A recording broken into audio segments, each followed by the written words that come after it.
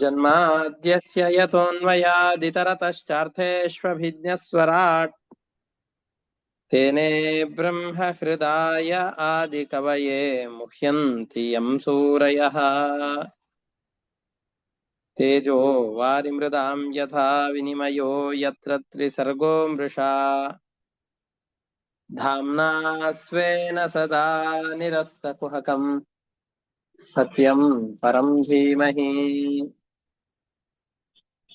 निगमकल्पतरोर्गलितं फलम् शुकमुखादमृतद्रवसंयुक्तम् पिबत भागवतं रसमालयं मुहुरहो रसिकाः भुवि भावुकाः दारिद्र्यदुःखज्वरदाहितानां मायापिशाची परिमर्दितानां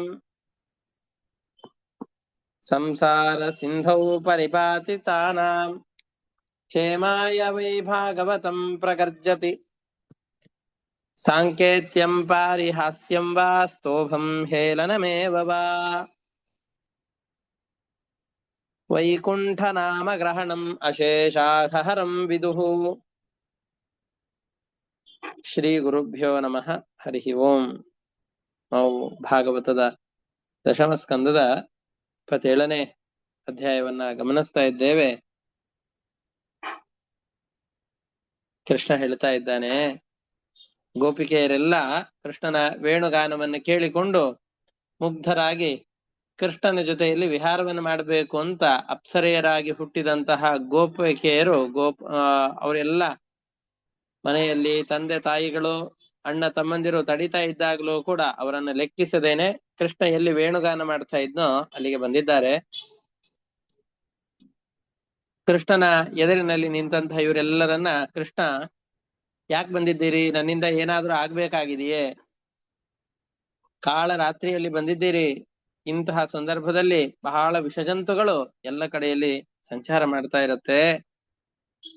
ಇಂತಹ ಸಂದರ್ಭದಲ್ಲಿ ತಾವೆಲ್ಲ ಹೊರಗಡೆಯಲ್ಲಿ ಬರೋದು ತಮಗೆ ಒಳ್ಳೆಯದಲ್ಲ. ಅದು ತಾವೆಲ್ಲ ಒಳಗಡೆಯಲ್ಲಿ ಸೇರಿಕೊಳ್ಳಿ. ನಿಮ್ಮ ತಂದೆ ತಾಯಿಗಳೆಲ್ಲ ಕಾಯ್ತಾ ಇರ್ತಾರೆ. ಮನೆಯಲ್ಲಿ ಹಸುಗಳಿಗೆ ಹಾಲನ್ನು ಕರೆಯೋದಿರತ್ತೆ. ಚಿಕ್ಕ ಮಕ್ಕಳು ಅಳ್ತಾ ಇರತ್ತೆ. ಊಟಕ್ಕೆ ಕೂತವರಿಗೆ ಊಟವನ್ನು ಹಾಕ್ಬೇಕಾಗತ್ತೆ. ಊಟವಾದ ನಂತರದಲ್ಲಿ ಪತಿಗಳ ಸೇವೆಯನ್ನು ಮಾಡಬೇಕಾಗಿರತ್ತೆ.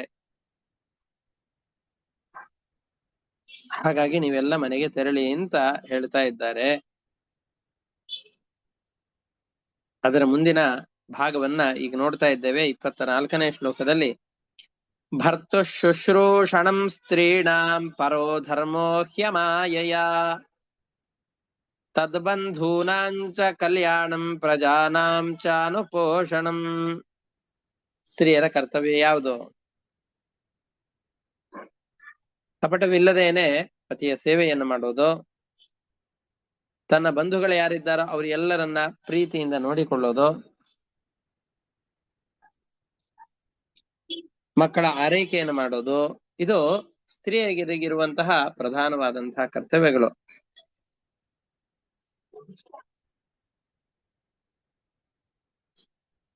ಕೆಲವೊಂದಿಷ್ಟು ಪಾತಕಗಳನ್ನ ಮಾಡಿದಂತಹ ಪುರುಷನನ್ನ ಬಿಡಬಹುದು ಅಂತ ಲೋಕದಲ್ಲಿ ಹೇಳಿದ್ದಾರೆ. ಮಹಾಪಾತಕಗಳು ಅಂತಿವೆ: ಗೋಹತ್ಯೆ, ಸ್ತ್ರೀ ಹತ್ಯೆ, ಬ್ರಾಹ್ಮಣರನ್ನ ಕೊಲ್ಲೋದು, ಕೆಲವೊಂದಿಷ್ಟು ಮಹಾಪಾತಕಗಳು, ರಾಜದ್ರೋಹ, ಗುರುದ್ರೋಹ, ಇವೆಲ್ಲವೂ ಕೂಡ ದೊಡ್ಡ ಪಾತಕಗಳು. ಈ ತೆರನಾದಂತಹ ಪಾತಕಗಳನ್ನ ಮಾಡ್ಲಿಲ್ಲ ಅಂತಾದ್ರೆ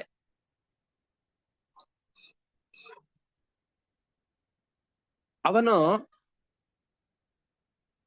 ಸ್ವಲ್ಪ ಏನೋ ಸರಿಯಾದ ಆಚಾರ ಇಲ್ಲಪ್ಪ, ತುಂಬಾ ಚೆನ್ನಾಗಿ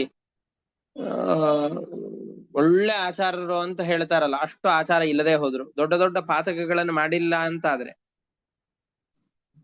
ನನ್ನ ಗಂಡ ಬಹಳ ಬುದ್ಧಿವಂತ ಇಲ್ಲರಿ, ನಾ ಬಹಳ ಬುದ್ಧಿವಂತನಾಗಿದ್ದೇನೆ ಅಂತಂದುಕೊಂಡು ಪತಿಗೆ ಯಾವುದೋ ರೋಗ ಇದೆ ಅನ್ನೋ ಕಾರಣದಿಂದಾಗಿ, ಪತಿಯ ಸಮೀಪದಲ್ಲಿ ಸಂಪತ್ತಿಲ್ಲ ಅನ್ನೋ ಕಾರಣದಿಂದಾಗಿ ಪತಿಯನ್ನ ತೊರಿಬಾರದು ಅಂತ ಇದೆ. ಇದು ಹೇಗೆ ಸ್ತ್ರೀಯರ ಕರ್ತವ್ಯವೋ ಹಾಗೆಯೇ ಪುರುಷರಿಗೂ ಇದು ಅನ್ವಯಿಸುತ್ತೆ. ಸ್ತ್ರೀಯು ಪಾತಕಿ ಆಗದೇ ಇರುವ ಪಕ್ಷದಲ್ಲಿ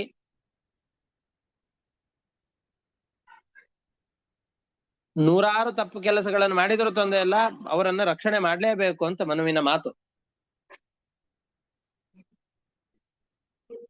ವೃದ್ಧೌ ಚ ಮಾತಾ ಪಿತರೌ ಸಾಧ್ವಿ ಭಾರ್ಯ ಸುತ ಶಿಶು ಅಪ್ಯಕಾರ್ಯ ಶತಂ ಕೃತ್ವಾ ಭರ್ತವ್ಯ ಮನುರಬ್ರವೀತ್.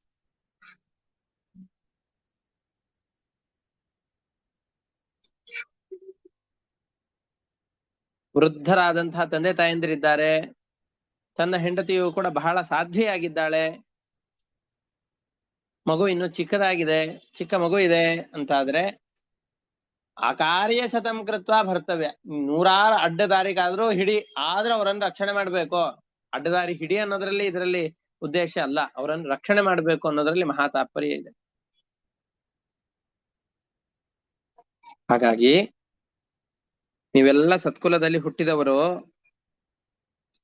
ಮನೆಯನ್ನು ಬಿಟ್ಟು ಇಲ್ಲಿಗೆ ಬಂದಿದ್ದೀರಿ, ಈ ತರ ಬರಬಾರ್ದು. ತಾವೆಲ್ಲರೂ ಕೂಡ ತೆರಳಿ ನಿಮ್ಮ ನಿಮ್ಮ ಗೋಕುಲಗಳ ಮನೆಗೆ ಹೋಗಿ ನಿಮಗೆ ವಿಹಿತವಾದ ಕರ್ತವ್ಯಗಳು ಅಂತ ಯಾವ್ದಿವೆಯೋ ಆ ಕರ್ತವ್ಯಗಳಲ್ಲಿ ನಿಮ್ಮನ್ನು ತೊಡಗಿಸಿಕೊಳ್ಳಿ ಅಂತ ಕೃಷ್ಣ ವಾಪಸ್ಸು ಹೇಳ್ತಾ ಇದ್ದಾನೆ.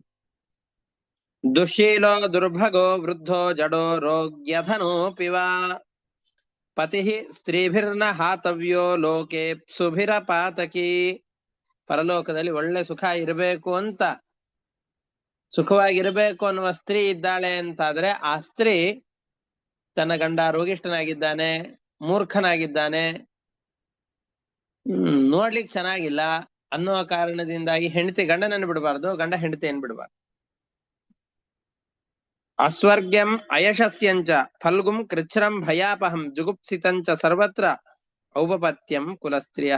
ಸತ್ಕುಲದಲ್ಲಿ ಹುಟ್ಟಿದಂತಹ ಸ್ತ್ರೀಯರು ತಾವೆಲ್ಲ ಪರಪುರುಷರ ಸಂಘವನ್ನು ಮಾಡಬಾರದು. ಅದು ಸ್ವರ್ಗಕ್ಕೆ ಸಾಧನವಲ್ಲ, ದುಃಖಕ್ಕೆ ಕಾರಣವಾಗಿದೆ. ಅಷ್ಟೇ ಅಲ್ಲದೇನೆ ಕೃಷ್ಣನ ಅಂಗಸಂಗ ಬೇಕು ಅಂತ ಯಾಕೆ ಹಾತೊರಿತಾ ಇದ್ದೀರಿ? ಕೃಷ್ಣನಲ್ಲಿ ನಿರತಿಶಯವಾದಂತಹ ಭಕ್ತಿ ಹುಟ್ಟಬೇಕು ಅಂತಂದ್ರೆ ಅದಕ್ಕೆ ಬೇಕಾದಷ್ಟು ಮಾರ್ಗಗಳಿವೆ. ಭಗವಂತನನ್ನ ಪದೇ ಪದೇ ನೋಡೋದು,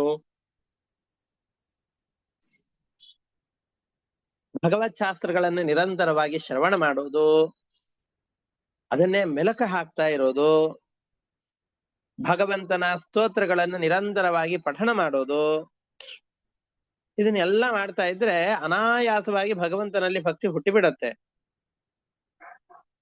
ಇದರಿಂದ ಎಷ್ಟು ಭಕ್ತಿ ಹುಟ್ಟತ್ತೋ ಅಷ್ಟು ಪರಮಾತ್ಮನ ಪಾದ ಸ್ಪರ್ಶದಿಂದಲೂ ಹುಟ್ಲಿಕ್ಕೆ ಆಗೋದಿಲ್ಲ. ಹಾಗಾಗಿ ಪರಮಾತ್ಮನ ದರ್ಶನ, ಶ್ರವಣ ಮುಂತಾದ ಕಾರ್ಯಗಳಲ್ಲಿ ನಿಮ್ಮನ್ನು ನೀವು ಚೆನ್ನಾಗಿ ತೊಡಗಿಸಿಕೊಳ್ಳಿ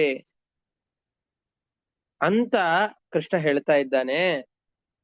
ಶ್ರವಣಾತ್ ದರ್ಶನಾತ್ ಧ್ಯಾನಾತ್ ಮೈ ಭಾವೋನು ಕೀರ್ತನಾತ್ ನ ತಥಾ ಸನ್ನಿಕರ್ಷೇಣ ಪ್ರತಿಯಾತ ತಥೋ ಗೃಹಾನ್. ನನ್ನ ಸಮೀಪದಲ್ಲಿದ್ದೀರಿ, ನನ್ನ ಶರೀರದ ಸಂಪರ್ಕ ನಿಮಗೆ ಆಗತ್ತೆ ಎಂದು ಮಾತ್ರಕ್ಕೆ ನನ್ನಲ್ಲಿ ಭಕ್ತಿ ಹುಟ್ಟಬೇಕು ಅಂತಿಲ್ಲ.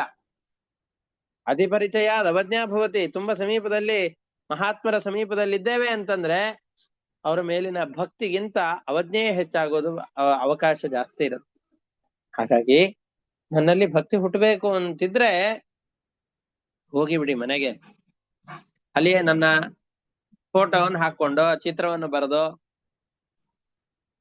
ನನ್ನನ್ನು ನೋಡ್ತಾ ಇರಿ, ನನ್ನ ಕಥೆಗಳನ್ನ ಹಾಡ್ತಾ ಇರಿ, ನನ್ನ ಸ್ತೋತ್ರಗಳನ್ನ ಪಾರಾಯಣ ಮಾಡಿ ಮನಸ್ಸಿನಲ್ಲಿ ಯಾವಾಗಲೂ ನನ್ನನ್ನೇ ಧ್ಯಾನ ಮಾಡ್ತಾ ಇರಿ. ಇದಕ್ಕಿಂತ ಬೇರೆಯದ್ದಾದಂತಹ ಯಾವುದೋ ಭಕ್ತಿಗೆ ಸಾಧನ ಅಂತ ತಿಳಿದುಕೊಂಡಿದ್ದೀರಿ. ಇಷ್ಟಿದ್ರೆ ಸಾಕು, ಬೇಕಾದ ಹಾಗೆ ಮನಸ್ಸು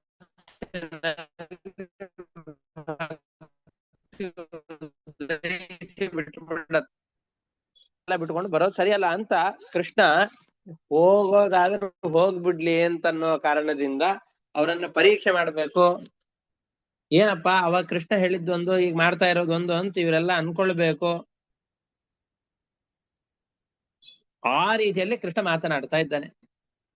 ಈ ಸಂದರ್ಭದಲ್ಲಿ ಶುಕಾಚಾರ್ಯ ಹೇಳ್ತಾ ಇದ್ದಾರೆ, ಇತಿ ವಿಪ್ರಿಯ ಮಾಕರ್ಣ್ಯ ಗೋಪ್ಯೋ ಗೋವಿಂದ ಭಾಷಿತಂ ವಿಷಣ್ಣ ಭಗ್ನ ಸಂಕಲ್ಪಾ ಚಿಂತಾ ಮಾಪುರದುರತ್ಯಯಾಂ. ಕೃಷ್ಣ ಇಷ್ಟು ಹೇಳಿದ್ದೆ ತಡ ಅವರೆಲ್ಲ ಮುಖ ಇಲ್ಲಿವರೆಗೂ ವೇಣುಗಾನವನ್ನು ಕೇಳಿಕೊಂಡು ಮುಖ ಎಲ್ಲ ಊರಗಲ ಆಗಿತ್ತು ಅವ್ರದ್ದು.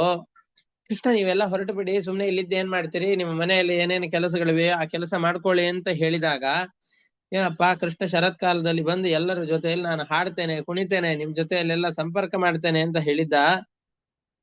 ಈಗ ಅದನ್ನೆಲ್ಲ ಮರೆತು ಬಿಟ್ಟು ವಾಪಸ್ ಮನೆ ಕಳಿಸ್ತಾ ಇದ್ದಾನಲ್ಲ ಅಂತಂದುಕೊಂಡು ತಮ್ಮ ಆಸೆ ಎಲ್ಲ ಮಣ್ಪಾಲಾಗಿ ಹೋಯ್ತು ಅಂತಂದುಕೊಂಡು ಬಹಳ ವ್ಯಥೆಗೊಂಡ್ರು.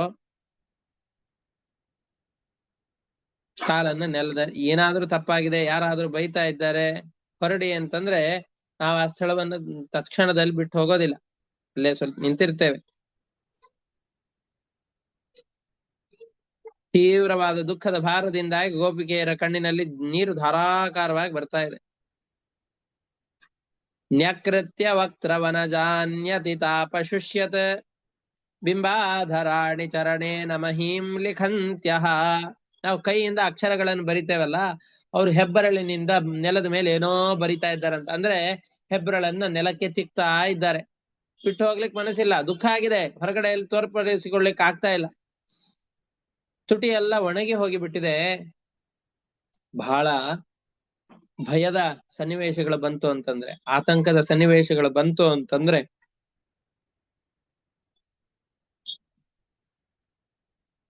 ನಮಗೇನ್ ಮಾಡ್ಬೇಕು ಅಂತ ತೋಚೋದಿಲ್ಲ, ಕದಲಿಕ್ಕಾಗೋದಿಲ್ಲ, ಬಾಯೆಲ್ಲ ಒಣಗಿ ಬಿಡತ್ತೆ, ತುಟಿ ಎಲ್ಲ ನಡಗಲಿಕ್ಕೆ ಶುರು ಆಗತ್ತೆ, ಅದರಲಿಕ್ಕೆ ಶುರು ಆಗತ್ತೆ. ದುಃಖದ ಉದ್ರೇಕವಾಯಿತು ಅಂತಂದ್ರೆ ಕಣ್ಣಿನಲ್ಲಿ ಧಾರಾಕಾರವಾಗಿ ನೀರು ಬರ್ಲಿಕ್ಕೆ ಪ್ರಾರಂಭವಾಗತ್ತೆ. ಇಲ್ಲಿ ಆ ರೀತಿಯಾಗಿ ಆಗ್ತಾ ಇದೆ.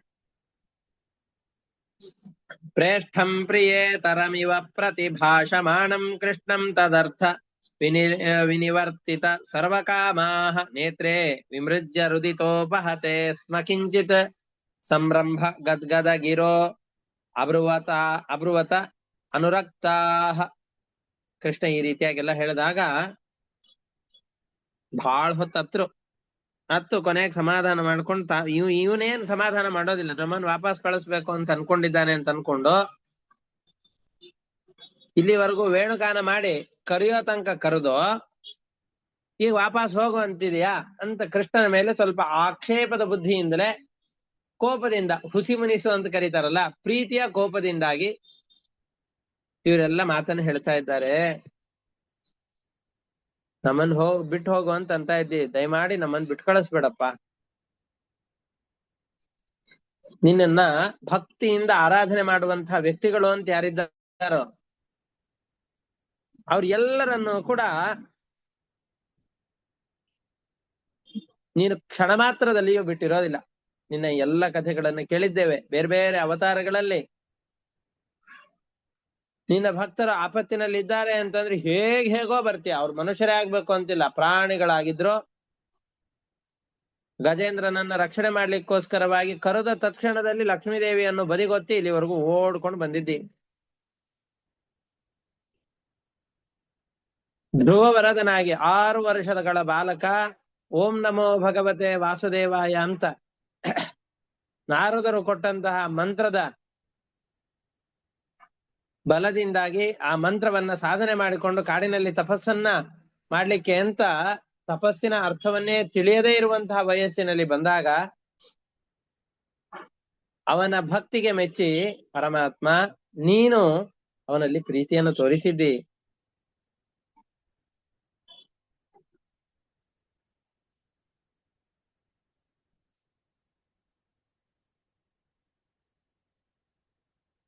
ಪ್ರಹ್ಲಾದನ ಬಳಿಯಲ್ಲಿ ನಾನಾ ಸಂದರ್ಭಗಳಲ್ಲಿ ನಾನಾ ಆಪತ್ತುಗಳು ಬಂದಾಗ ಪ್ರತಿಯೊಂದು ಆಪತ್ತನ್ನು ಪರಿಹಾರ ಮಾಡ್ಲಿಕ್ಕೆ ಅದೃಶ್ಯನಾಗಿ ಬಂದು ನೀನು ರಕ್ಷಕನಾಗಿ ನಿಂತಿದ್ದಿ.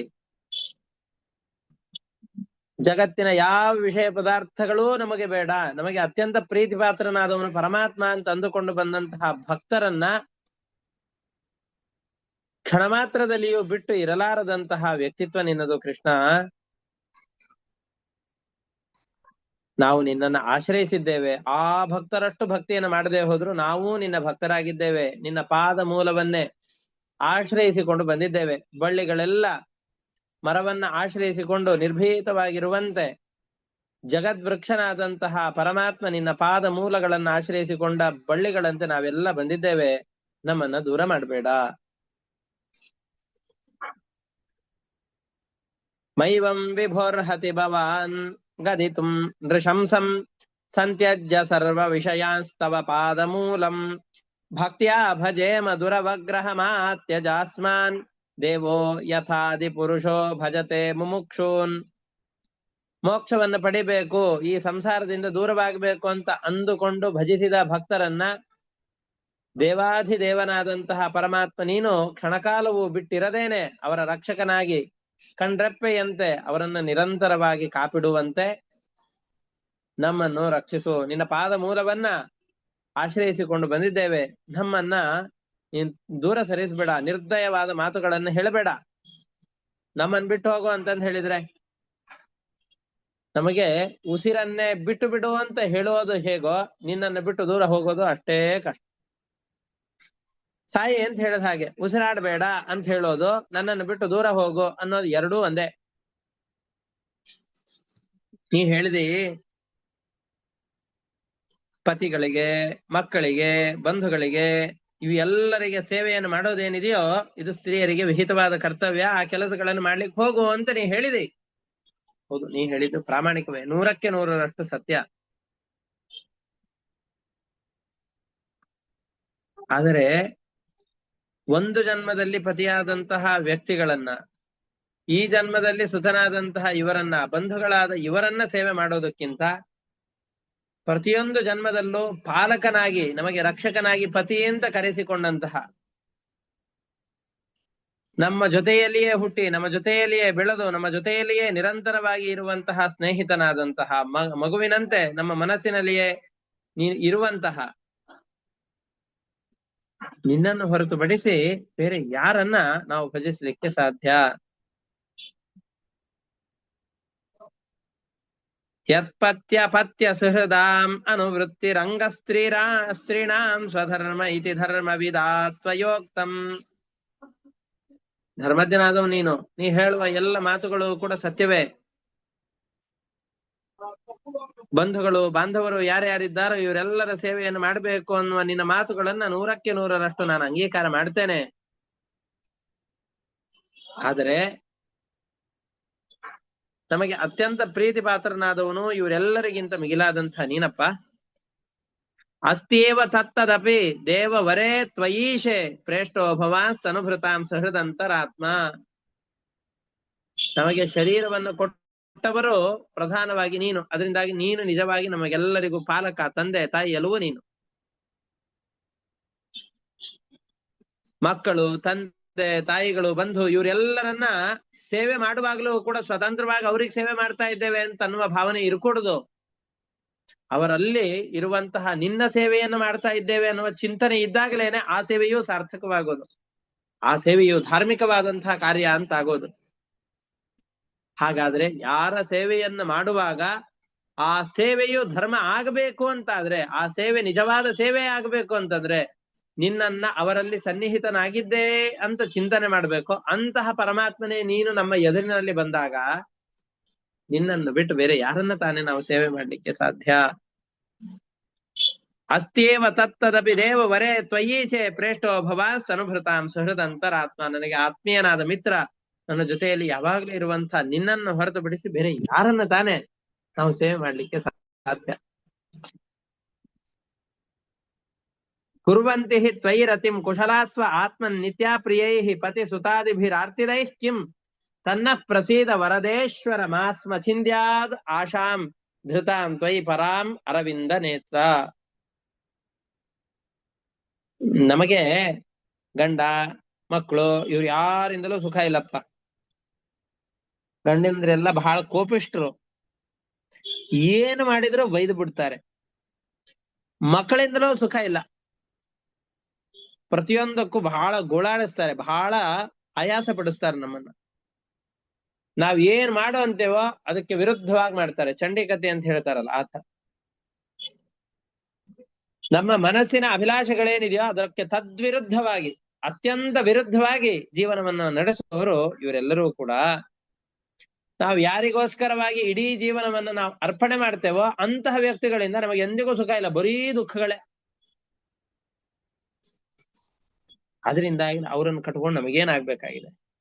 ಅದರಿಂದ ನಾವು ಪ್ರೀತಿಯನ್ನ ಮಾಡಿದರೆ, ಯಾರಿಗೋಸ್ಕರವಾಗಿ ಆದರೂ ಸಮಯವನ್ನು ಮೀಸಲಾಗಿ ಇಡ್ತೇವೆ ಅಂತಾದ್ರೆ, ಯಾರಿಗೆ ಸಮಯವನ್ನು ಮೀಸಲಾಗಿ ಇಟ್ರೆ ನಮ್ಮ ಜೀವನದ ಆ ಸಮಯ ಸಾರ್ಥಕವಾಗುತ್ತೋ ಅಂತಹ ನಿನಗೋಸ್ಕರ ಸಮಯವನ್ನು ಮೀಸಲಾಗಿಡಬೇಕು. ನಿನ್ನಲ್ಲಿ ಪ್ರೀತಿಯನ್ನು ಮಾಡಬೇಕು. ಅದಕ್ಕೋಸ್ಕರ ನಿನ್ನನ್ನು ಅರಸಿಕೊಂಡು ಬಂದಿದ್ದೇವೆ. ನಿನ್ನಲ್ಲಿ ಗಾಢವಾದ ಆಸೆಯನ್ನು ಇಟ್ಟುಕೊಂಡು ಬಂದಿದ್ದೇವೆ. ಕನ್ನಡಿಯನ್ನು ಮೇಲಿನಿಂದ ಎತ್ತಿ ಢಳಾರಂತ ಒಡೆದ ಹಾಗೆ ನಮ್ಮ ಮನಸ್ಸನ್ನು ನುಚ್ಚುನೂರು ಮಾಡಬೇಡಪ್ಪ. ನಮ್ಮ ಮನಸ್ಸೆಲ್ಲ ನಿನ್ನ ಕಡೆಯಲ್ಲಿಯೇ ಇದೆ. ಯಾವ ವ್ಯಕ್ತಿ ಅಚ್ಚವಾದ, ಬಹಳ ಪರಿಶುದ್ಧವಾದ ನೀರಿನ ರುಚಿಯನ್ನ ಕಂಡಿರ್ತಾನೋ, ಬಾಯಾರಿಕೆ ಆಗಿದೆ ಅಂತಂದುಕೊಂಡು ಹೋಗಿ ಅವನು ಸಮುದ್ರದ ನೀರಿಗೆ ಎಂದಿಗೂ ಬಾಯನ್ನು ಹಚ್ಚೋದಿಲ್ಲ. ಯಾಕೆ ಅಂದ್ರೆ ಸ್ವಚ್ಛವಾದ ನೀರಿನ ರುಚಿ ಏನು, ಅದನ್ನು ಕುಡಿದಾಗ ಆಗುವ ದಾಹದ ತಣಿವು ಎಂತಹದ್ದು, ಅದರಿಂದ ಆಗುವ ಸುಖ ಎಂತಹದ್ದು ಅಂತ ಅವನಿಗೆ ಗೊತ್ತಿದೆ. ಆ ವ್ಯಕ್ತಿ ಎಂದಿಗೂ ಕ್ಷುಲ್ಲಕವಾದಂತಹ ನೀರಿಗೋಸ್ಕರ, ತನ್ನ ಬಾಯಾರಿಕೆಯನ್ನು ತೀರಿಸಿಕೊಳ್ಳಿಕ್ಕೋಸ್ಕರವಾಗಿ ಸಮುದ್ರದ ನೀರಿಗೋ ಅಥವಾ ಹೊಲಸಾದಂತಹ ನೀರಿಗೋ ಕೊಚ್ಚೆ ಮೋರಿಗೋ ಬಾಯನ್ನು ಹಾಕೋದಿಲ್ಲ. ಹಾಗೆ ನಮ್ಮ ಮನಸ್ಸೆಲ್ಲ ಪರಿಶುದ್ಧವಾದಂತಹ ಸರೋವರದ ಹಾಗಿರುವಂತಹ ನಿನ್ನಲ್ಲಿ ಲೀನವಾಗಿ ಹೋಗಿದೆ. ಅದು ಎಷ್ಟು ಪ್ರಯತ್ನ ಪಟ್ಟರೂ ಈ ಸಂಸಾರದ ಸುಖದಲ್ಲಿ ಆಸಕ್ತವಾಗ್ಲಿಕ್ಕೆ ಸಾಧ್ಯವೇ ಇಲ್ಲ. ನಾನೇನಾದ್ರೂ ಕೈಯಲ್ಲಿ ಕೆಲಸ ಮಾಡ್ಬೇಕು ಅಂದ್ರೆ ಮನಸ್ಸಿನಲ್ಲಿ ಭಗವಂತನ ಯೋಚನೆ ಮಾಡ್ತಾ ಇರಬೇಕು, ಭಗವಂತನ ನಾಮಸ್ಮರಣೆಯಿಂದ ಬಾಯಲ್ಲಿ ಬರ್ತಾ ಇರ್ಬೇಕು. ಅವಾಗಷ್ಟೇ ನನ್ನ ಕೈಯಿಂದ ಕೆಲಸ ಆಗ್ಲಿಕ್ಕೆ ಸಾಧ್ಯ. ನನ್ನ ಕಾಲು ಎಲ್ಲಾದ್ರೂ ಹೋಗ್ಬೇಕು ಅಂದ್ರೆ ಅಯ್ಯೋ ಕೃಷ್ಣ ಇದ್ದಾನೇನೋ, ಆ ಕೃಷ್ಣನನ್ನು ನೋಡ್ಬೇಕು ಅಂತಂದ್ರೆ ಅಷ್ಟೇ ಕಾಲುಗಳು ದುಡು ಅಂತ ಓಡ್ಲಿಕ್ಕೆ ನಡಿಲಿಕ್ಕೆ ಆಸಕ್ತವಾಗತ್ತೆ.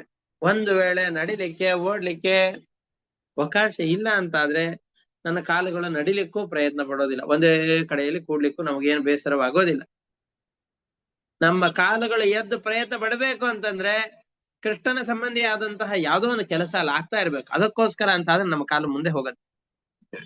ಹಾಗಾಗಿ ನಮ್ಮ ಮನಸ್ಸನ್ನ ಕದ್ದಿರುವಂತಹ ಕೃಷ್ಣ, ನಮ್ಮ ಕೈ ಕಾಲು ಎಲ್ಲ ಯಾವ ಕೃಷ್ಣನಿಗೋಸ್ಕರವಾಗಿ ಪ್ರತಿ ಕ್ಷಣದಲ್ಲೂ ಕೂಡ ಹಂಬಲಿಸ್ತಾ ಇದೆಯೋ ಅಂತಹ ಕೃಷ್ಣ ನಮ್ಮ ಎದುರಿನಲ್ಲಿ ಇರಬೇಕಾದ್ರೆ ಈ ಕೃಷ್ಣನನ್ನು ಬಿಟ್ಟು ಗೋಕುಲಕ್ಕೆ ಹೋಗಿ ನಾವೇನ್ ಮಾಡೋಣಪ್ಪ?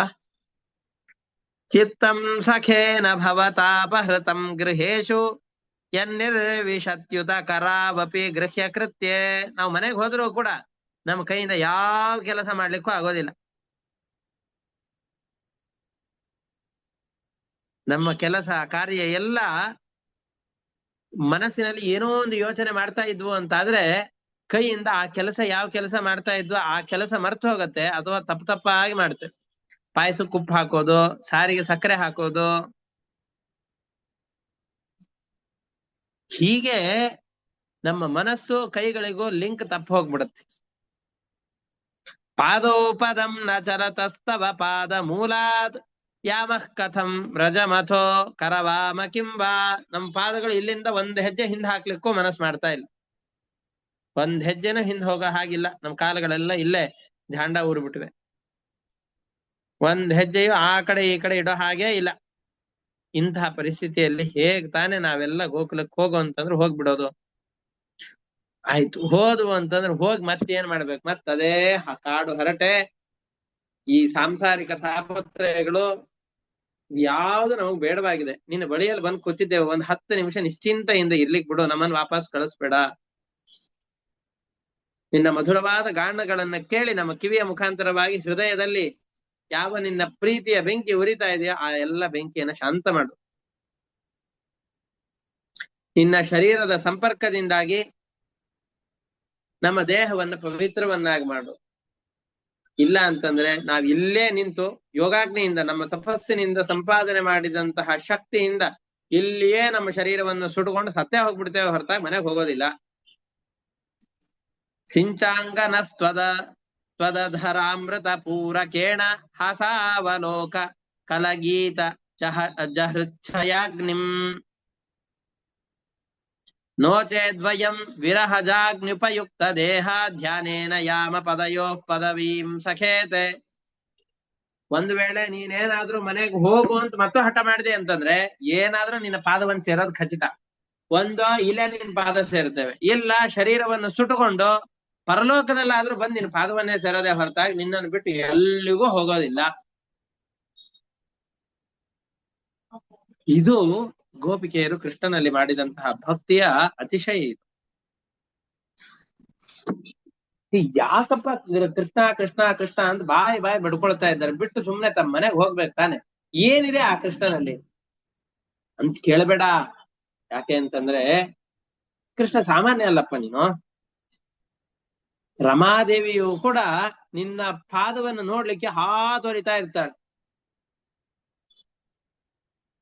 ಯಾರವರು ರಮಾದೇವಿ? ಸಾಮಾನ್ಯಳ? ನಿನ್ನ ಹೃದಯದಲ್ಲಿಯೇ ನಿರಂತರವಾಗಿ ವಾಸ ಮಾಡ್ತಾ ಇದ್ದಾಳೆ. ಎಲ್ಲೋ ದೂರದಲ್ಲಿದ್ದಾಗ ಕೃಷ್ಣನ ದರ್ಶನಕ್ಕೆ ವರ್ಷಕ್ಕೊಮ್ಮೆ ಬರ್ತಾರೆ, 2 ವರ್ಷಕ್ಕೊಮ್ಮೆ ಬರ್ತಾರೆ ಉಡುಪಿಗೆ. ಹಾಗಲ್ಲ, ನಿನ್ನ ಎದೆಯಲ್ಲಿ ಅವಳಿಗೊಂದು ಮನೆ ಮಾಡಿ, ರೂಮ್ ಮಾಡಿ, ಅದರಲ್ಲೇ ನೀನು ಅವಳು ಇಬ್ರು ವಿಹಾರ ಮಾಡ್ತಾ ಇದ್ದೀರಿ. ಇಷ್ಟ ಆಗಿದ್ರು ಎಲ್ಲರೂ ಆ ಲಕ್ಷ್ಮಿಯ ಕಟಾಕ್ಷ ನಮ್ಮ ಮೇಲಾಗ್ಲಿ, ನಾವು ಸುಖವಾಗಿರ್ಬೇಕು, ಸಂಪತ್ತು ಸಿಗಬೇಕು ಅಂತ ಎಲ್ಲ ಜನರು ಆ ಲಕ್ಷ್ಮಿಯ ಕಟಾಕ್ಷಕ್ಕೋಸ್ಕರವಾಗಿ ಹಾತೊರಿತಾ ಇದ್ರೆ, ಆ ಲಕ್ಷ್ಮೀ ದೇವಿ ನಿರಂತರವಾಗಿ ನಿನ್ನ ಎದೆಯಲ್ಲಿ ಆಶ್ರಯವನ್ನು ಪಡೆದಿದ್ರು. ಎಷ್ಟು ಆಸೆ ಇದೆ ಅಂದ್ರೆ ಲಕ್ಷ್ಮೀ ದೇವಿಗೆ, ನಿನ್ನ ಪಾದದ ಧೂಳು ಎಲ್ಲಾದ್ರೂ ಬಂದಿದೆ ಅಂತಾದ್ರೆ ಮೊದಲಿಗೆ ಬಂದು ಅದನ್ನು ತಲೆಯಲ್ಲಿ ಧರಿಸುವವಳು ನಿನ್ನ ಪತ್ನಿಯಾದಂತಹ ರಮಾದೇವಿ. ಹಾಗಿದ್ದಾಗ ರಮಾದೇವಿಗೆ ಅಷ್ಟು ಆಸ್ಥೆಯಿಂದ ಪ್ರೀತಿಯಿಂದಾಗಿ ಬಂದು ನಿನ್ನ ಪಾದವನ್ನು ಸೇವೆ ಮಾಡ್ಬೇಕು ಅಂತ ಬಯಸಿದಾಗ ಇನ್ನು ನಮಗೆ ಎಷ್ಟು ಆಸೆ ಇರಬೇಕು. ಅವಳು ನಿರಂತರವಾಗಿ ನಿನ್ನ ಜೊತೆಯಲ್ಲೇ ಇರೋಳು. ಅಷ್ಟಾದ್ರೂ ನಿನ್ನ ಪಾದದ ಸಂಪರ್ಕ ಆಗಬೇಕು ಅಂತ ಲಕ್ಷ್ಮೀ ದೇವಿಗೆ ಇರುವಾಗ ನಮಗೂ ಅವಳೇ ರೋಲ್ ಮಾಡೆಲ್. ನಾವು ಲಕ್ಷ್ಮೀ ದೇವಿಯಂತೆ ನಿನ್ನ ಪಾದ ಧೂಳನ್ನೇ ಆಶ್ರಯಿಸಬೇಕು, ನಿನ್ನ ಸಾಮೀಪ್ಯವನ್ನು ಪಡಿಬೇಕು ಅಂತ ಬಯಸಿದವರು. ನಿನ್ನನ್ನೇ ಶರಣು ಹೊಂದುತ್ತಾ ಇದ್ದೇವೆ, ನಿನ್ನನ್ನ ಆರಾಧನೆ ಮಾಡಬೇಕು, ನಿನ್ನ ಪೂಜೆಯನ್ನು ಮಾಡಬೇಕು ಅನ್ನುವ ಉದ್ದೇಶದಿಂದ ನಮ್ಮ ಮನೆ ಮಠ ಏನೇನಿದೆ ಎಲ್ಲವನ್ನು ಬಿಟ್ಟು ನಿನ್ನ ಪಾದ ಬುಡಕ್ಕೆ ಬಂದು ನಿನ್ನ ದಾಸಿಯರಾಗಿ ಬಂದು ನಿಂತಿದ್ದೇವೆ. ನೀನು ನಮ್ಮನ್ನ ದಾಸಿಯರನ್ನಾಗಿ ಸ್ವೀಕಾರ ಮಾಡು ಅಂತ ಅವ್ರು ಕೇಳಿಕೊಳ್ಳುತ್ತಾ ಇದ್ದಾರೆ. ಯರ್ಹ್ಯಂಬುಜಾಕ್ಷ ತವ ಪಾದ ತಲಂ ರಮಾಯಾದತ್ತ ಕ್ಷಣಂ ಕ್ವಚಿದರಣ್ಯದನ ಪ್ರಿಯಸ್ಯ ಅಸ್ಪ್ರಾಕ್ಷತತ್ ಪ್ರಭೃತಿ ನಾನ್ಯ ಸಮಕ್ಷಮಂಗ ಸ್ಥಾತುಂ ತ್ವಯಾ ವಿರಹಿತ ಬತ ಪಾರಯಾಮಹ. ಇಷ್ಟೇ ಅಲ್ಲದೇನೆ ಕೃಷ್ಣ ನಿನ್ನಂತಹ ಸುಂದರನಾದಂತಹ ಪುರುಷನನ್ನು ನೋಡಿ ಆದ್ಮೇಲೆ ಬೇರೆ ಯಾವ ಪುರುಷರನ್ನು ನೋಡಿದರೂ ಕೂಡ ನಮಗೆ ಅವರನ್ನ ಪತಿಯನ್ನಾಗಿ ಸ್ವೀಕಾರ ಮಾಡಬೇಕು ಅಂತ ಮನಸ್ಸಿನಲ್ಲಿ ಆಸೆಯೇ ಹುಟ್ಟೋದಿಲ್ಲ. ಅಂತಹ ಸೌಂದರ್ಯ ನಿನ್ನದು. ಹಾಗಾಗಿ ಲಕ್ಷ್ಮೀದೇವಿಯು ಕೂಡ ನಿನ್ನ ಹೃದಯದಲ್ಲಿ ವಾಸವನ್ನ ಮಾಡಿದವಳು ಕೂಡ ನಿನ್ನ ಪಾದದ ಸಂಪರ್ಕಕ್ಕೋಸ್ಕರ ಹಾತೊಯ್ತಾ ಇದ್ದಾಳೆ ಅಂತಾದ್ರೆ, ನಿನ್ನ ಪಾದ ತಲಕ್ಕೆ ಅರ್ಪಿಸಿದಂತಹ ತುಳಸಿಯನ್ನ ತಲೆಯ ಮೇಲೆ ಧರಿಸಿ ದೇವತೆಗಳೆಲ್ಲ ಪವಿತ್ರರಾಗ್ತಾರೆ ಅಂತ ಆದಾಗ, ಅಂತಹ ನಿನ್ನ ಪಾದದ ಸಂಪರ್ಕ ಸಿಗುವ ಈ ಅವಕಾಶ ಸಿಕ್ಕಾಗ ನಮ್ಮನ್ನು ದೂರ ಕಳಿಸ್ಬೇಡ, ನಿನ್ನ ಜೊತೆಯಲ್ಲೇ ಇಟ್ಟುಕೋ. ಶ್ರೀರ್ಯತ್ಪದಾಂಬುಜರಜಶ್ಚ ಕಮೇ ತುಲಸ್ಯಾ ಲಬ್ಧ್ವಾಪಿ ವಕ್ಷಸಿ ಪದಂ ಕಿಲ ಭೃತ್ಯ ಜುಷ್ಟಂ. ಲಕ್ಷ್ಮೀದೇವಿ ನಿನ್ನ ಪಾದಕ್ಕೆ ಅರ್ಪಿಸಿದಂತಹ ತುಳಸಿಯನ್ನ ಹೊಡೆದು ಆ ಪಾದದ ಧೂಳಿಯನ್ನ ಸೇವಿಸ್ಲಿಕ್ಕೋಸ್ಕರ ಬಳಸ್ತಾರೆ, ಬಯಸ್ತಾಳೆ. ಎಲ್ಲಿದ್ದಾಳವಳು? ನಿನ್ನ ಹೃದಯದಲ್ಲಿಯೇ ಇದ್ದಾಳೆ. ಅವಳು ಸಾಮಾನ್ಯ ನಮ್ಮ ಹಾಗೆ ಜನರಲ್ ಕ್ಯಾಟಗರಿ ಹಾಗಲ್ಲ. ಎಲ್ಲರೂ ಆ ಲಕ್ಷ್ಮೀ ದೇವಿಯ ಕಟಾಕ್ಷಕ್ಕೋಸ್ಕರ ಹಾತೊರಿತಾ ಇರ್ತಾರೆ. ಯಾವಾಗ ಲಕ್ಷ್ಮೀ ಕಟಾಕ್ಷ ಆಗತ್ತೋ ಅಂತ. ಯಸ್ಯಾಹ ಸ್ವವೀಕ್ಷಣ ಕೃತೆ ಅನ್ಯ ಸುರ ಪ್ರಯಾಸ, ದೇವ ಪ್ರಯಾಸ ಪಡೋದು ಆ ಲಕ್ಷ್ಮೀ ದೇವಿಯ ಕಟಾಕ್ಷದ ದೃಷ್ಟಿ ನಮ್ಮ ಮೇಲೆ ಬರ್ಲಿ. ಇಂದ್ರ ಲಕ್ಷ್ಮೀ ದೇವಿಯ ಕಟಾಕ್ಷ ಬಂದು ನಾನು ಇಂದ್ರನ ಪದವಿಯಲ್ಲಿ ಶಾಶ್ವತವಾಗಿರುವಂತೆ ಆಗ್ಲಿ ಅಂತ ಇಂದ್ರಕೃತವಾದ ಲಕ್ಷ್ಮೀ ಸ್ತೋತ್ರ ಇದೆ. ಬ್ರಹ್ಮಾದಿ ದೇವತೆಗಳೆಲ್ಲ ಲಕ್ಷ್ಮೀ ದೇವಿಯ ಸ್ತೋತ್ರವನ್ನು ಮಾಡ್ತಾ ಇರ್ತಾರೆ ಪ್ರೀತಿಯಿಂದಾಗಿ. ಅಂತಹ ಲಕ್ಷ್ಮೀದೇವಿಯು ಕೂಡ ಬ್ರಹ್ಮಾದಿ ದೇವತೆಗಳಿಂದ ಇಂದ್ರಾದಿ ದೇವತೆಗಳಿಂದಲೂ ಕೂಡ ಪ್ರಾರ್ಥಿತರಾದ ಲಕ್ಷ್ಮೀದೇವಿ ನಿನ್ನ ಹೃದಯದಲ್ಲಿ ನಿರಂತರವಾಗಿ ವಾಸ ಮಾಡ್ತಾ ಇರುವಂತಹ ಅವಳು ನಿನ್ನ ಪಾದದ ಧೂಳನ್ನ ಸೇವಿಸ್ಲಿಕ್ಕೋಸ್ಕರ ನಿರಂತರವಾಗಿ ಹಾತೊರಿತಾ ಇದ್ದಾಳೆ ಅಂತಾದ್ರೆ, ತದ್ವದ್ವಯಂ ಚ ತವ ಪಾದರಜ ಪ್ರಪನ್ನಾ, ನಾವು ಅವಳ ಮಾರ್ಗದಲ್ಲಿಯೇ ಇದ್ದೇವೆ, ಅವಳಂತೆ ನಿನ್ನ ಪಾದ ಕಮಲವನ್ನ ಸೇವಿಸ್ಲಿಕ್ಕೋಸ್ಕರ ಆಸಕ್ತರಾಗಿ ನಿಂತಿದ್ದೇವೆ. ಹಾಗಾಗಿ ತನ್ನ ಪ್ರಸೀದ ವೃಜನಾರ್ದನ ತೇ ಅಂಗ್ರಿಮೂಲಂ ಪ್ರಾಪ್ತಾಹ ವಿಸೃಜ್ಯ ವಸತಿ ಸ್ವದುಪಾಸನಾಶಾಹ ತತ್ಸುಂದರ ಸ್ಮಿತ ನಿರೀಕ್ಷಣ ತೀವ್ರ ಕಾಮ ತಪ್ತಾತ್ಮನಾಂ ಪುರುಷ ಭೂಷಣ ದೇಹಿ ದಾಸ್ಯಂ. ಹಾಗಾಗಿ ನಾವು ಕೂಡ ನಿನ್ನ ಪಾದದ ದಾಸ್ಯವನ್ನ ಬಯಸಿ ಬಂದಿದ್ದೇವೆ. ನಮ್ಮನ್ನು ದೂರ ಕಳಿಸಬೇಡ, ನಿನ್ನ ದಾಸಿಯರನ್ನಾಗಿ ನಮ್ಮನ್ನು ಸ್ವೀಕಾರ ಮಾಡು.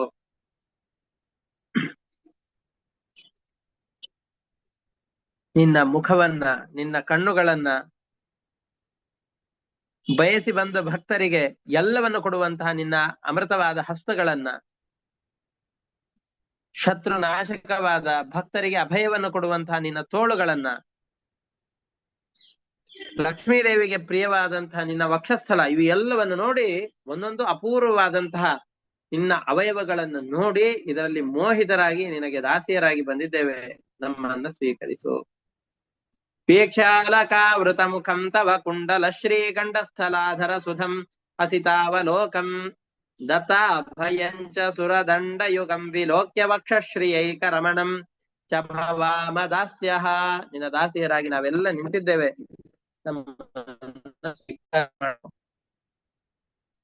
ನಿನ್ನ ರೂಪವನ್ನು ನೋಡಿದ ಮೇಲೆ ಯಾವ ಹೆಣ್ಣು ತಾನೇ ಮೈ ಮರೆತು ನಿನ್ನಲ್ಲಿ ಪ್ರೀತಿಯನ್ನ ಮಾಡದೇ ಇರ್ತಾರೆ. ನೀನು ಜಾರನಲ್ಲ, ದೇವತೆಗಳಿಗೂ ದೇವತೆಯಾದಂಥವು ನೀನು. ಹಿಂದೆ ದೇವತೆಗಳ ರಕ್ಷಣೆಗೋಸ್ಕರವಾಗಿ ಇಂದ್ರನ ಪದವಿಯನ್ನು ಉಳಿಸುವ ಉದ್ದೇಶದಿಂದಾಗಿ ಬಲಿಯ ನಿಗ್ರಹಕ್ಕೋಸ್ಕರವಾಗಿ ವಾಮನ ರೂಪವನ್ನು ಧರಿಸಿ ಅವತಾರ ಮಾಡಿದಂತಹ ಪರಮ ಪುರುಷನೇ ಇಂದು ಗೋಕುಲದಲ್ಲಿ ವಾಸ ಮಾಡ್ತಾ ಇರುವಂತಹ ಎಲ್ಲರ ರಕ್ಷಣೆಗೋಸ್ಕರ ಕೃಷ್ಣನಾಗಿ ಹುಟ್ಟಿದ್ದಿ ಅಂತ ನಮಗ್ ಗೊತ್ತಿದೆ. ಅನಾಥ ರಕ್ಷಕ, ದೀನ ಬಂಧು ಅಂತ ಕರೆಸಿಕೊಂಡಂತ ನೀನು ನಾವೆಲ್ಲ ಬಹಳ ದುಃಖಿತರಾಗಿ ನಿನ್ನಲ್ಲಿ ಮೋಹಿತರಾಗಿ ಬಂದಿದ್ದೇವೆ, ನಮ್ಮನ್ನ ರಕ್ಷಣೆ ಮಾಡು. ಕಾಸ್ತ್ರ್ಯಂಗತೆ ಕಲ ಪದಾಮೃತ ವೇಣುಗೀತಂ ಸಮ್ಮೋಹಿತಾರ್ಯ ಚರಿತಾನ್ನ ಚಲೇ ತ್ರಿಲೋಕ್ಯಾಂ ತ್ರೈಲೋಕ್ಯ ಸೌಭಗಮಿದಂ ಚ ನಿರೀಕ್ಷ್ಯ ರೂಪಂ ಯದ್ಗೋ ದ್ವಿಜ ದ್ರುಮ ಮೃಗಾಹ ಪುಲಕಾನ್ಯ ಅಭಿಭ್ರನ್. ಕೃಷ್ಣ, ನಿನ್ನ ವೇಣುಗಾನವನ್ನ ಕೇಳಿದಾಗ ಮೋಹಿತರಾಗದೇ ಇರುವಂತಹ ಸ್ತ್ರೀಯರ ಜಗತ್ತಿನಲ್ಲಿ ಯಾರಿದ್ದಾರೆ ಹೇಳಪ್ಪ? ಲಕ್ಷ್ಮೀದೇವಿಯ ಸನ್ನಿಧಾನ ಇರುವಂತಹ ಯಾವ ಸ್ತ್ರೀಯರಾದರೂ ಕೂಡ ನಿನ್ನ ಮೋಹಕವಾದ ವೇಣುಗಾನವನ್ನ ಕೇಳಿದರೆ ಮೋಹಿತರಾಗಲೇಬೇಕು. ಅಯ್ಯೋ ಮನುಷ್ಯರು ಅಂತ ಅಷ್ಟೇ ಅಲ್ಲ, ನಿನ್ನ ವೇಣುಗಾನವನ್ನ ಕೇಳ್ತಾ ಇದ್ರೆ ಗೋವುಗಳು, ಈ ನಮ್ಮ ವ್ರಜದಲ್ಲಿರುವಂತಹ ಕರುಗಳು, ಬೇರೆ ಬೇರೆ ಪ್ರಾಣಿಗಳು, ಇವೆಲ್ಲವೂ ಕೂಡ ಪ್ರತಿನಿತ್ಯದಲ್ಲಿ ಹಾಲನ್ನು ಕೊಡಬೇಕಾದ್ರೆ ಎಷ್ಟು ಪ್ರಯಾಸ ಪಡಬೇಕು. ನೀನು ವೇಣುಗಾನವನ್ನು ಕೇಳ್ಕೊಂಡು ಹಾಲನ್ನು ಸುರಿಸ್ತಾ ಇದ್ರೆ ನಾವು ಕೆಳಗಡೆಯಲ್ಲಿ ಬುಟ್ಟಿ ಇಟ್ಟರೆ ಸಾಕು, ತನ್ನಷ್ಟು ತಾನೇ ಹಾಲನ್ನು ಸುರಿಸ್ತಾ ಹೋಗುತ್ತೆ. ಹಸುಗಳೆಲ್ಲವೂ ಕೂಡ ನಾವು ಹೇಳಿದ ಎಲ್ಲ ಕೆಲಸವನ್ನು ಕೂಡ ಅನಾಯಾಸವಾಗಿ ಮಾಡಿಬಿಡತ್ತೆ. ಯಾಕೆಂದ್ರೆ ನಿನ್ನ ಆ ವೇಣುಗಾನದ ಮೋಹದ ಜಾಲ ಅವುಗಳನ್ನು ಆಕರ್ಷಿಸಿರುತ್ತೆ. ವೃಕ್ಷಗಳೆಲ್ಲ ಫಲವನ್ನು ಕೊಡ್ಲಿಕ್ಕೆ ಬಹಳ ಸಮಯವನ್ನು ತೆಗೆದುಕೊಳ್ಳುವಂತಹದ್ದಾದರೂ ನಿನ್ನ ವೇಣುಗಾನವನ್ನು ಕೇಳಿದರೆ 2ರಷ್ಟು ವೇಗವಾಗಿ ಬೆಳೆದು ಬೇಗನೆ ಫಲವನ್ನು ಕೊಟ್ಟು ಬಿಡುತ್ತೆ. ಹೀಗೆ ಪ್ರಕೃತಿಯೂ ಕೂಡ ನಿನ್ನ ವೇಣುಗಾನಕ್ಕೆ ಮೋಹಿತವಾಗಿ ಬೇಗನೆ ಫಲವನ್ನು ಕೊಡೋದು, ಬೇಗನೆ ಹಾಲನ್ನು ಸುರಿಸೋದು, ಇಷ್ಟೆಲ್ಲ ಮಾಡತ್ತೆ ಅಂತಾದ್ರೆ ನಾವು ಮನುಷ್ಯರು, ಅದರಲ್ಲೂ ಚಂಚಲವಾದ ಮನಸ್ಸುಳ್ಳಂತಹ ಸ್ತ್ರೀಯರು, ನೀನು ಪರಮಪುರುಷನಾದಂತಹ ಪರಮಾತ್ಮ, ನಿನ್ನ ಈ ವೇಣುಗಾನವನ್ನು ಕೇಳಿ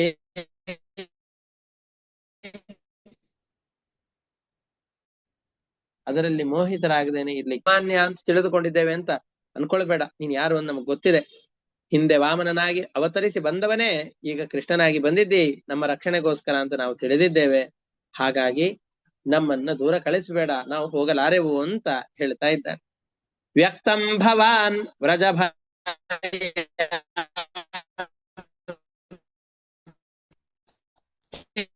ಹರೋಭಿಜಾತೋ ತನ್ನೋ ನಿಧೇಹಿ ಕರ ಪಂಕಜ ಮರ್ತ ಬಂಧೋ ತಪ್ತಸ್ತನೇಶು ಚ ಶಿರಸ್ಸು ಚ ಕಿಂಕರೀಣ. ನಮ್ಮ ತಲೆ ಮೇಲೆ ಕೈ ಇಟ್ಟು ನಮ್ಮ ದೇಹದ ಮೇಲೆ ನಿನ್ನ ಕೈಯನ್ನ ಸವರಿ ನಮ್ಮನ್ನೆಲ್ಲರನ್ನು ಕೂಡ ಪವಿತ್ರರನ್ನಾಗಿ ಮಾಡು ಅಂತ ಕೇಳಿಕೊಳ್ಳುತ್ತಾ ಇದ್ದಾರೆ. ಈ ರೀತಿಯಾಗಿ ದೈನ್ಯದಿಂದ ಬೇಡಿಕೊಂಡಿದ್ದನ್ನ ಕೇಳಿದ ಕೃಷ್ಣ, ಅವನಿಗೆ ಇವರಿಂದ ಯಾವ ಪ್ರಯೋಜನವೂ ಇಲ್ಲ. ಆದರೂ ಅಪ್ಸರೆಯರು ಗೋಪಿಕೆಯರಾಗಿ ಹುಟ್ಟಿ ಲಕ್ಷ್ಮೀದೇವಿಯನ್ನು ಕುರಿತು ತಪಸ್ಸನ್ನ ಮಾಡಿ ಕಾತ್ಯಾಯನಿ ವ್ರತದಿಂದಾಗಿ ಲಕ್ಷ್ಮೀದೇವಿಯನ್ನು ಒಲಿಸಿಕೊಂಡು ತಮ್ಮಲ್ಲಿ ಲಕ್ಷ್ಮೀದೇವಿಯ ಸನ್ನಿಧಾನವನ್ನು ತಂದುಕೊಂಡಿದ್ದಾರೆ. ಈಗ ಇವರಲ್ಲಿ ರಮಿಸೋದು ಯಾರ ಜೊತೆಯಲ್ಲಿ ಅಂದ್ರೆ ಲಕ್ಷ್ಮೀದೇವಿಯ ಜೊತೆಯಲ್ಲಿ. ಆ ಕಾರಣದಿಂದಾಗಿ ಇವರಲ್ಲಿ ಅಪೂರ್ಣವಾದ ಲಕ್ಷ್ಮೀದೇವಿಯ ಸಾನ್ನಿಧ್ಯವನ್ನ ಕಂಡಂತಹ ಪರಮಾತ್ಮ ಅವರೆಲ್ಲರ ಮಧ್ಯದಲ್ಲಿ ನಿಂತಿದ್ದಾನೆ. ಕೃಷ್ಣ ವೇಣುಗಾನವನ್ನು ಮಾಡ್ತಾ ಇದ್ದಾನೆ, ಎಲ್ಲರೂ ಕುಣಿತಾ ಇದ್ದಾರೆ, ಕೃಷ್ಣನ ದೇಹವನ್ನು ಮುತ್ತುತ್ತಾ ಇದ್ದಾರೆ. ನಾಯಕನ ಹಾಗೆ ಕೃಷ್ಣ ಎಲ್ಲ ಕಡೆಯಲ್ಲಿ ಸಂಚಾರ ಮಾಡ್ತಾ ಇದ್ದಾನೆ. ಇವನ ಹಾಡನ್ನ ವೇಣುಗಾನವನ್ನು ಮಾಡ್ತಾ ಇದ್ರೆ ಎಲ್ಲರೂ ಚೆನ್ನಾಗಿ ವೇಣುಗಾನವನ್ನು ಮಾಡ್ತಾ ಇದ್ದಾರೆ.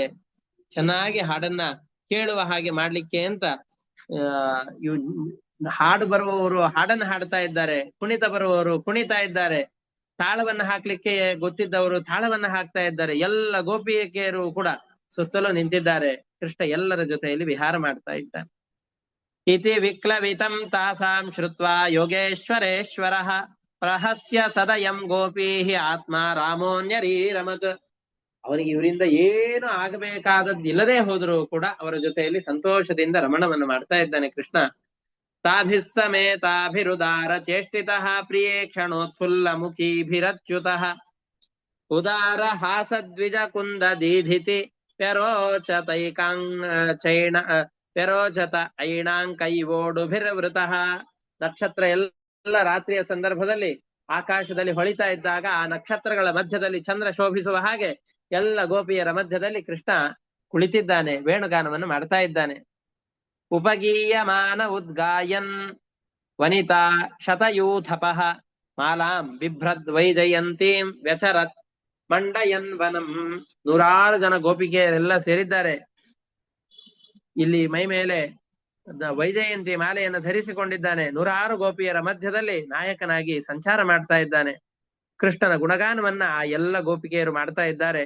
ನದ್ಯಾ ಪುಲಿನಮಾವಿಶ್ಯ ಗೋಪೇಭಿರ್ಹಿಮವಾಲುಕಂ ರೇಮೆ ತತ್ತರಲಾನಂದಿ ಕುಮುದ ಮೋದವಾಯುನಾ.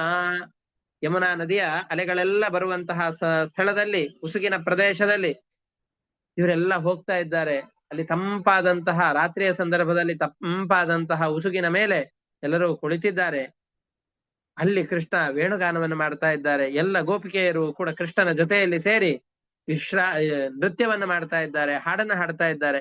ಬಾಹು ಪ್ರಸಾರ ಪರಿರಂಭ ಕರಾಲ ಕೋರು ನೀವೇ ಸ್ತನಾಲಭನ ನರ್ಮಕರಾಗ್ರಪಾತೈ ಶ್ವೇಲಾವಲೋಕ ಹಸಿತೈರ್ವ್ರಜ ಸುಂದರೀಣಾಂ ಉತ್ತಂಭಯನ್ ರತಿಪತಿಂ ರಮಯಾಂಚಕಾರ. ಅವರ ಜೊತೆಯಲ್ಲಿ ಹಾಸ್ಯದ ಮಾತುಗಳನ್ನಾಡೋದು, ಅನುರಾಗದಿಂದ ಪ್ರೀತಿಯಿಂದ ನೋಟವನ್ನು ನೋಡೋದು, ಹೀಗೆ ಎಲ್ಲ ಬಗೆಯಿಂದಲೂ ಕೂಡ ಒಬ್ಬ ಪತಿ ಪತ್ನಿಯರನ್ನ ಹೇಗೆ ಸಂತೋಷ ಪಡಿಸಬೇಕೋ ಆ ಎಲ್ಲ ರೀತಿಯಿಂದಲೂ ಕೂಡ ಸಂತೋಷ ಪಡಿಸ್ತಾ ಇದ್ದಾನೆ. ಈ ರೀತಿಯಾಗಿ ಕೃಷ್ಣ ತಮ್ಮ ಸಮೀಪದಲ್ಲಿ ಇದ್ದಾನಲ್ಲ, ಆವಾಗ ಕೃಷ್ಣನ ಮೇಲೆ ಅತಿಯಾದ ಸಲಿಗೆ ಬಂತು. ನಾ ಹೇಳಿದ್ದೇನಲ್ಲ, ಅತಿ ಪರಿಚಯಾದ ಅವಜ್ಞಾಭವತಿ ವಿಶಿಷ್ಟೇಪಿ ವಸ್ತುನಿ ಪ್ರಾಯ. ಕೃಷ್ಣ ಸರ್ವೋತ್ಕೃಷ್ಟನಾದಂತಹ ವ್ಯಕ್ತಿ, ಬ್ರಹ್ಮಾದಿ ದೇವತೆಗಳಿಂದಲೂ ಕೂಡ ವಂದ್ಯನಾದವನು, ಅವರಿಗೆ ತಂದೆಯಾದವನು, ಇಡೀ ಜಗತ್ತಿಗೆ ನಿಯಾಮಕನಾದವನು, ಸೃಷ್ಟಿಯನ್ನು ಮಾಡಿದವನು. ಇಂತಹ ಕೃಷ್ಣ ನಮ್ಮ ಜೊತೆಯಲ್ಲಿದ್ದಾನೆ ಅನ್ನುವ ಭಾವನೆ ಗೋಪಿಯರಿಗೆ ಆ ಕ್ಷಣದಲ್ಲಿ ಬರಲಿಲ್ಲ.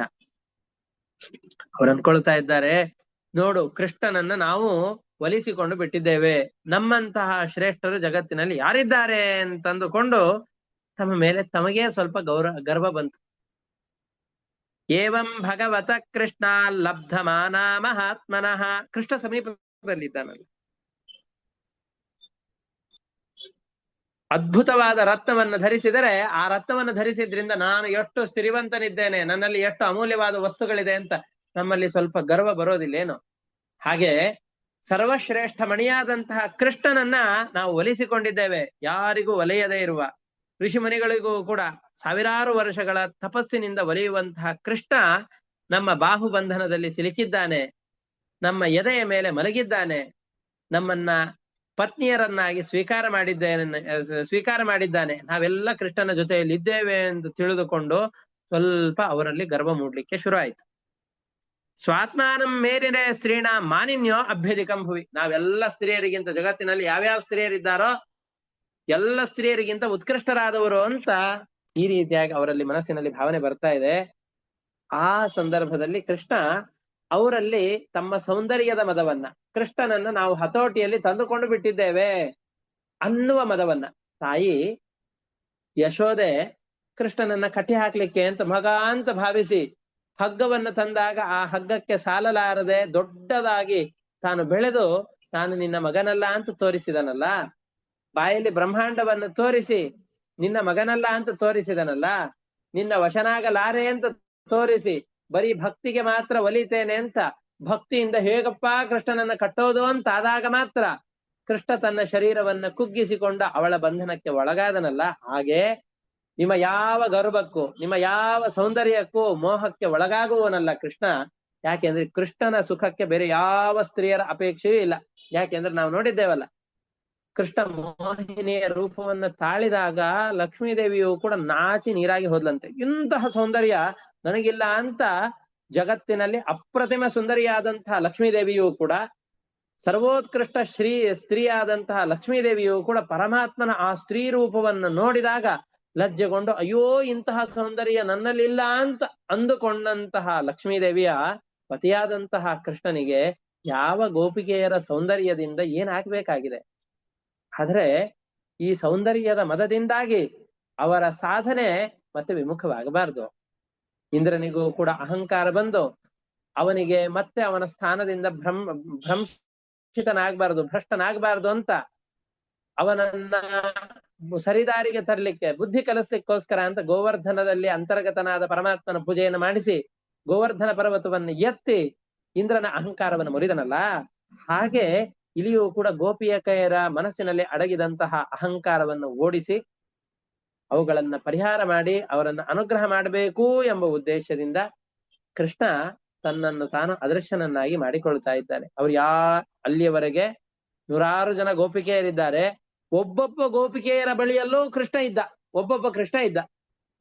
ಎಲ್ಲರ ಜೊತೆಯಲ್ಲೂ ಕೃಷ್ಣ ಹಾಡ್ತಾ ಇದ್ದಾನೆ. ನನ್ನ ಬಳಿಯಲ್ಲೂ ಕೃಷ್ಣ, ಎಲ್ಲ ಕಡೆಯಲ್ಲೂ ಕೃಷ್ಣ ಇದ್ದಾನೆ. ಕ್ಷಣಕಾಲದಲ್ಲಿ ಎಲ್ಲರ ಬಳಿಯಲ್ಲಿದ್ದಂತಹ ಕೃಷ್ಣ ಅದೃಶ್ಯನಾಗಿ ಹೋಗ್ತಾ ಇದ್ದಾನೆ. ಹುಂಫಟ್ ಅಂತಂದು ಹೇಳಿ ಮಾಯ ಆಗಿ ಹೋಗ್ಬಿಡ್ತಾರಲ್ಲ, ಹಾಗೆ ಕೃಷ್ಣ ಆ ಕ್ಷಣದಲ್ಲಿಯೇ ಅಂತರ್ಧಾನಗೊಂಡ. ಯಾಕೆ? ಅವರನ್ನ ಅನುಗ್ರಹ ಮಾಡುವ ಉದ್ದೇಶದಿಂದ. ತಾಸಾಂ ತತ್ಸೌಭಗ ಮದಂ ವೀಕ್ಷ್ಯ ಮಾನಂಚ ಕೇಶವ ಪ್ರಶಮಾಯ ಪ್ರಸಾದಾಯ. ಅವರ ಅಹಂಕಾರವನ್ನ ತೊಡಿಬೇಕು, ಮತ್ತೆ ಅವರಲ್ಲಿ ಮತ್ತೆ ಪ್ರಸನ್ನತೆಯನ್ನ ಉಂಟು ಮಾಡಬೇಕು, ಅವರನ್ನ ಅನುಗ್ರಹ ಮಾಡಬೇಕು. ಅದಕ್ಕೋಸ್ಕರ ತತ್ರೈವ ಅಂತರಧೀಯತ, ಅಂತಹ ಅಧೀಯತ, ಅಲ್ಲಿಯೇ ಕೃಷ್ಣ ಅದೃಶ್ಯನಾಗ್ತಾ ಇದ್ದಾರೆ ಅಂತ ಹೇಳ್ತಾ ಇದ್ದಾರೆ. ಇಷ್ಟಕ್ಕೆ 27ನೇ ಅಧ್ಯಾಯ ಮುಕ್ತಾಯವಾಗಿ.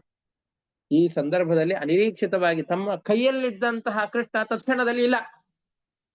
ಅದನ್ನು ನೋಡದೆ ಇದ್ದಾಗ ಈ ತಮ್ಮ ಗಂಡು ಆನೆಯನ್ನು ಬಿಟ್ಟಂತಹ ಹೆಣ್ಣು ಆನೆಗಳೆಲ್ಲ ಹೇಗೆ ಆರ್ತನಾದವನ್ನು ಜೋರಾಗಿ ಕೀಳಿಡತ್ತೋ, ಪರಿತಾಪ ಪಡತ್ತೋ, ಆ ರೀತಿಯಾಗಿ ಗೋಪಿಕೆಯರೆಲ್ಲ ವಿರಹದಿಂದಾಗಿ ಎಲ್ಲ ಕಡೆಯಲ್ಲಿ ಹುಡುಕ್ತಾ ಇದ್ದಾರೆ. ಅವರು ವ್ಯಥೆಗೊಳ್ತಾ ಇದ್ದಾರೆ. ಕೃಷ್ಣ ಎಲ್ಲಿ ಅಂತ ಹುಡುಕ್ತಾ ಇದ್ದಾರೆ. ಆ ಎಲ್ಲ ಗೋಪಿಕೆಯರ ವಿರಹದ ವೇದನೆಯ ಕಥೆಯನ್ನ 28ನೇ ಅಧ್ಯಾಯದಲ್ಲಿ ನಿರೂಪಣೆ ಮಾಡ್ತಾರೆ. ಅದನ್ನ ಮತ್ತೆ ಮುಂದಿನ ಪಾಠದಲ್ಲಿ ನೋಡೋಣ ಅಂತ ಹೇಳ್ತಾ ಇವತ್ತಿನ ಪಾಠವನ್ನ ಇಲ್ಲಿಗೆ ಮುಕ್ತಾಯ ಮಾಡ್ತಾ ಇದ್ದೇನೆ. ಹರಯೇ ನಮಃ. ಶ್ರೀ ಕೃಷ್ಣಾರ್ಪಣಮಸ್ತು. ಅನೇನ ಭಾವಿ ಪುಣ್ಯಂ ತೇನ ಪ್ರೀಣಾತು ಕೇಶವ. ಹರಯೇ ನಮಃ. ಶ್ರೀ ಕೃಷ್ಣಾರ್ಪಣಮಸ್ತು. ಎಲ್ಲರಿಗೂ ನಮಸ್ಕಾರ.